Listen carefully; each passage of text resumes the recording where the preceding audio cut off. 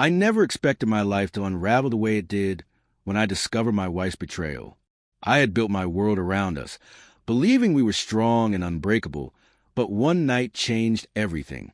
Though I initially offered her a chance to repair what was broken under strict conditions, I now faced the difficult question of whether to relax those rules or accept that trust has vanished and move on. A close friend was blunt. If trust isn't possible, ending the marriage might be the only path. I'm 30, she's 31, and we shared 5 years together.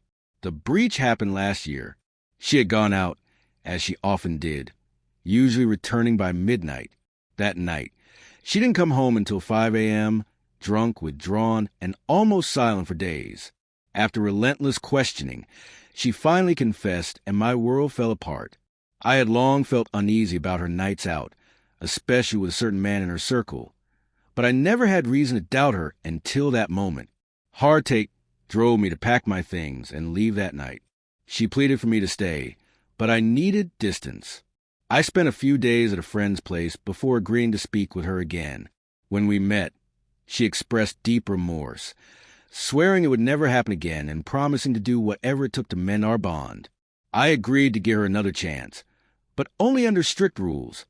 No contact with the man involved, full access for me to her phone and computer, and no bars or clubs unless I accompanied her. She agreed without hesitation. Over time, she withdrew from her wider friend group, as many were still connected to the man. I never demanded she sever all ties, but she found it too painful to remain involved while avoiding him.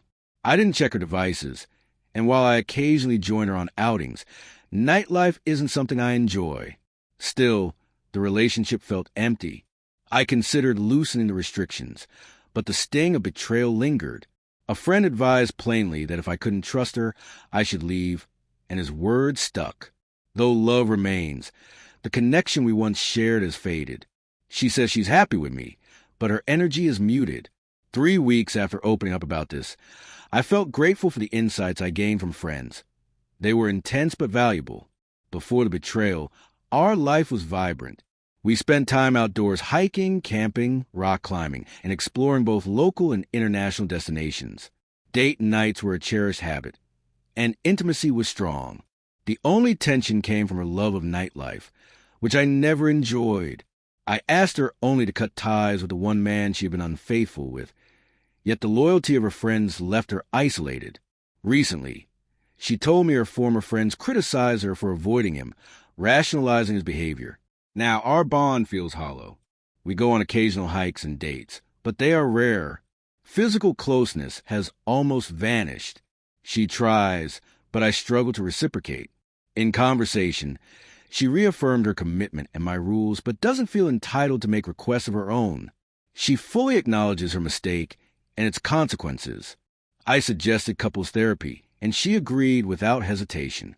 I committed to it, not because I felt hopeful, but because she had respected my conditions for a year.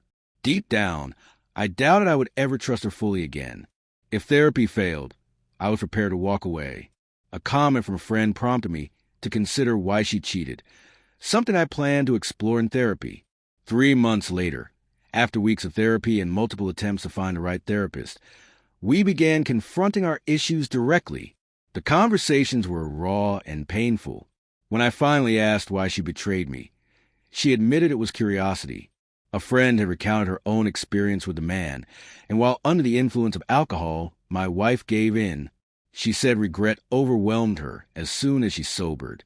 Therapy revealed something I hadn't fully understood. My rules weren't just about rebuilding trust. They were also a form of punishment. In one session, I admitted she had fulfilled my worst fear by cheating with the very person I had always worried about. After many discussions, I recognized that trust could never be restored. That realization marked a turning point. Ultimately, we decided to divorce.